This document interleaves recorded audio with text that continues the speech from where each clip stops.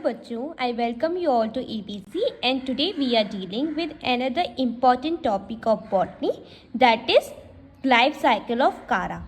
तो कल की वीडियो में हमने वेजिटेटिव रिप्रोडक्शन पढ़ा था कारा का, वो अगर आपको पढ़ना है तो मैं डिस्क्रिप्शन में लिंक डाल दूंगी, वहाँ से आप पढ़ लेना। आज की वीडियो में हम सेक्सुअल रिप्रोडक्शन के बारे में पढ़ेंगे जो कि कारा में होता है। तो पहले मैं आपको डायग्रामेटिक रिप्रेजेंटेशन से समझा रही हूँ, इसके बाद मैं आपको अपने नोट्स से इनको अच्छे से शानदार तरीके से ये टॉपिक कंप्लीट करूँगी। तो प्लीज़ लास्ट तक बने रहना बच्चों। सो देखो, जो सेक्सुअल रिप्रोडक्शन होता है कारा में, उसमें दो ऑर्गन्स रेस्पॉन्सिबल होती हैं। एक तो होता है ग्लोब्यूल और एक होता है न्यूक्यूल। ग्लोब्यूल जो कि मेल रिप्रोडक्टिव ऑर्गन होता है बच्चों, और ये क्या करता है, एंथीरोजॉइड्स का फॉर्मेशन करता है। एंथीरोजॉइड्स जो होते हैं वो मेल रिप्रोडक्टिव ऑर्गन्स होते हैं। न्यूक्यूल जो कि फीमेल रिप्रोडक्टिव ऑर्गन होता है और इसका प्लॉइडी लेवल क्या होता है, हैप्लॉइड होता है। इसके बाद ये एग्स का फॉर्मेशन करता है और एक्स का जो प्लॉइडी लेवल होता है वो भी हैप्लॉइड होता है।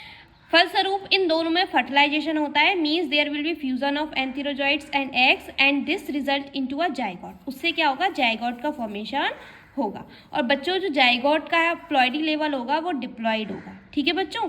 इसके बाद क्या होगा कि जाइगोट में एक वॉल का सिक्रीशन होगा जिससे ऊस्पोर का फॉर्मेशन होगा। ऊस्पोर के फॉर्मेशन में क्या होगा, ऊस्पोर बन जाएगा। ऊस्पोर में मियोसिस की प्रोसेस देखने को मिलती है बच्चों। फिर मियोसिस के प्रोसेस में क्या होगा कि जो 3 सेल्स होंगे वो डीजनरेट हो जाएंगे और सिर्फ एक सेल ही बचेगा जो कि होगा प्रोटोनीमा। और जो प्रोटोनीमा ही क्या करेगा, फर्दर कारा की रिप्रोडक्टिव बॉडी को बनाएगा। सो this is a sexual reproduction in कारा। अब हम इसको डिटेल में पढ़ लेते हैं। ओके, आई होप आपको समझ में आया होगा। बच्चों देखो, जो सेक्सुअल रिप्रोडक्शन होता है कारा में वो हाईली एडवांस और ऊगेमस टाइप का रिप्रोडक्शन होता है। ऊगेमस टाइप का मतलब जो रिप्रोडक्टिव ऑर्गन होंगे, मतलब जो male and female reproductive organ होंगे वो दोनों अलग अलग होंगे और वो दिखने में भी अलग होंगे, मॉर्फोलॉजिकली भी अलग होंगे, फिजियोलॉजिकली भी वो दोनों अलग होंगे।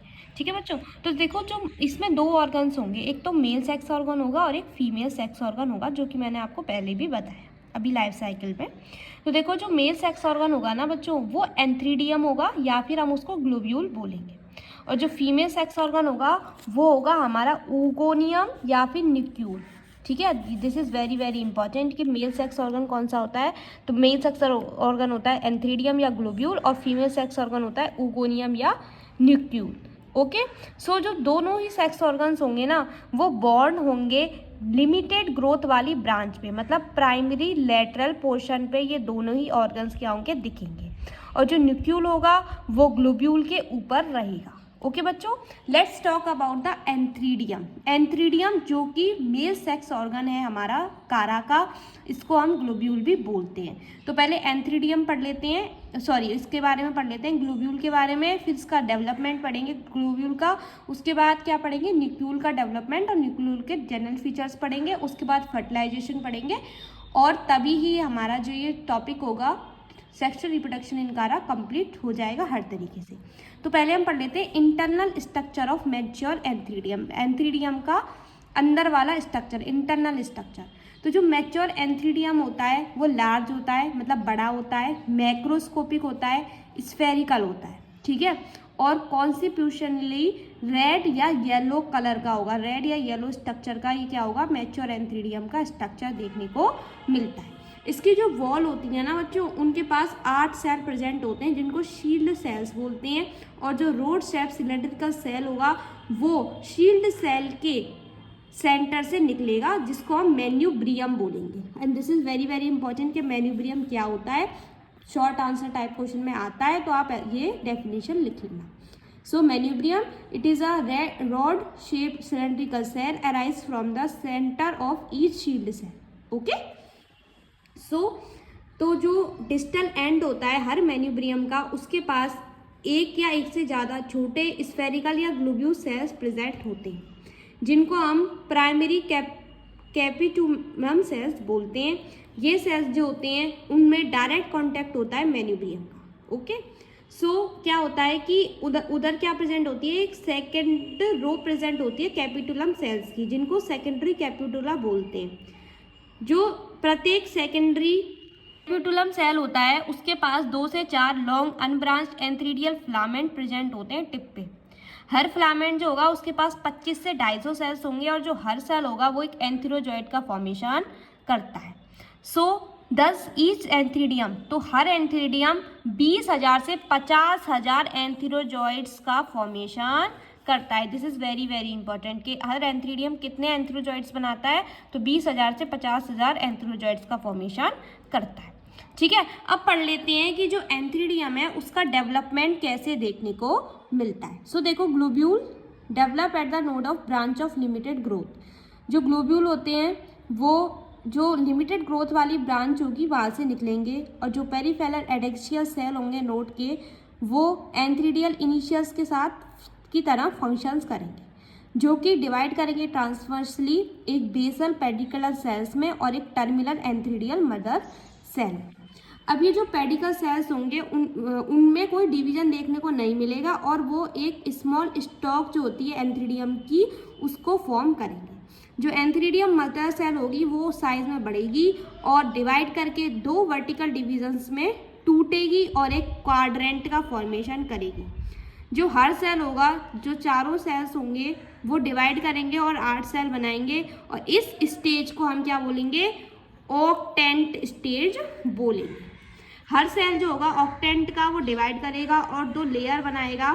ठीक है, 2 लेयर से 8 सेल्स बनेंगे हर में, और ये जो सेल्स होंगे इनर और आउटर लेयर के वो फिर से डिवाइड करेंगे और 3 रेडिकल लेयर्स बनाएंगे 8 सेल्स की।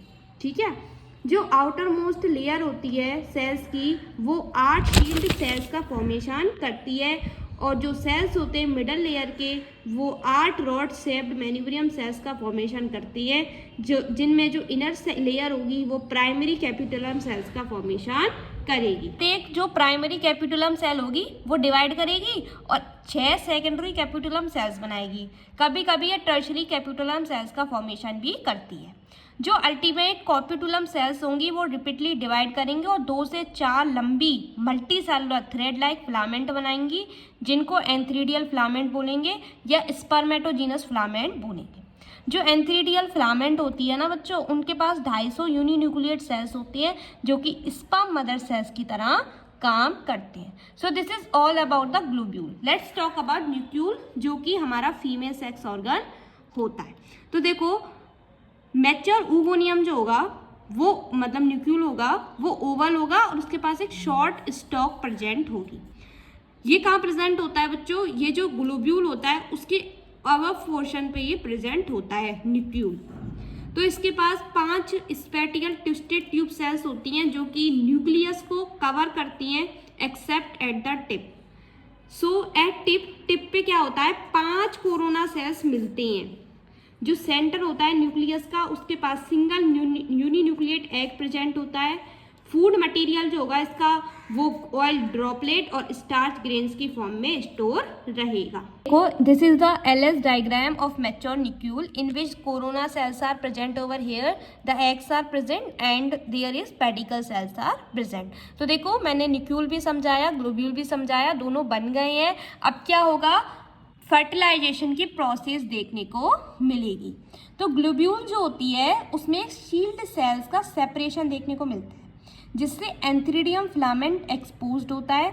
स्पर्म मदर सेल जो होती है वो जिलेटिनाइज होती है पानी में, और एंथ्रोजॉइड जो होते हैं वो रिबलेट होते हैं। अब मैच्योर oogoनियम में 5 ट्यूब सेल्स का सेपरेशन होता है हर सेल्स का, और वो ओपन होते हैं सेल्स के बीच में। अब जो एंथ्रोजॉइड होगा वो स्विम करेगा एक स्लाइड्स पेनिट्रेट जेनिटलाइज वॉल्स के थ्रू। अब बहुत सारे एंथ्रोजॉइड्स जो होंगे वो oogoनियम में एंटर करेंगे, जिसमें से एक ही जो एंथ्रोजॉइड होगा वो एग के साथ फ्यूज करेगा। ठीक है, अब फर्टिलाइजेशन होगा और oospore या जायगोट का फॉर्मेशन देखने को मिलेगा, जिसका प्लॉइडी लेवल डिप्लॉयड होगा, मतलब 2x होगा। Let's talk about oospore and it's germination. oospore जो कि एक थिक वॉल का सिक्रेशन करता है, जिसमें जो इनर वॉल होती है ट्यूब सेल की वो थिक होती है, मोटी होती है, दूसरे पोर्शन से, सिथ वॉल्स की दूसरे पोर्शन से, और ये येलो, रेड और ब्राउन कलर की होती है डिफरेंट स्पीसीज में। तो फर्टिलाइजेशन के बाद ये सेटल डाउन हो जाती है वाटर बॉडीज़ के नीचे। अब ये जर्मिनेट करती है रेस्टिंग पीरियड के बाद। इसको रेड और वाइट लाइट की ज़रूरत होती है जर्मिनेशन के लिए, और कभी भी ये डार्क में जर्मिनेट नहीं करेगी। अब 4 हैप्लॉइड डॉटर न्यूक्लियाई फॉर्म करके मियोसिस होगा, मतलब मियोसिस का फॉर्मेशन होगा। मतलब 4 haploid daughter nuclei form meiosis बनाएंगी। सो 3 मियोसिस बनाएंगी नहीं, जो 4 हैप्लॉइड डॉटर न्यूक्लियाई जो होगी वो मियोसिस के द्वारा बनेगी, ठीक है। अब ये जो इसमें 4 डॉटर न्यूक्लियाई बन गई, जिसमें से 3 न्यूक्लियाई जो होंगी वो डीजनरेट हो जाएंगी। लोअर सेल्स जो होंगी 3 वो डीजनरेट हो जाएंगी, और सिर्फ एक ही फंक्शन रहेगी अपर सेल वाली, जो कि प्रोटोनीमा होगी, ठीक है। अपर सेल वाली कौन सी होगी? प्रोटोनीमा।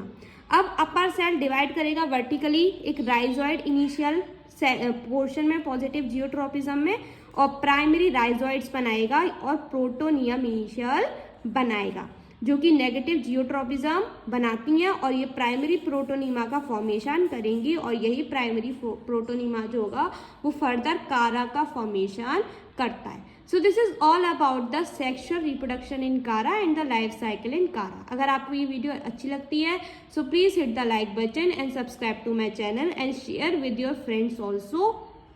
और अगर आपको कोई टॉपिक समझना है तो आप प्लीज़ कमेंट कर देना और मुझे बता देना कि मुझे मैम ये टॉपिक समझ नहीं आ रहा। मैं डेफिनेटली ट्राई करूँगी उस टॉपिक पे वीडियो बनाने के लिए।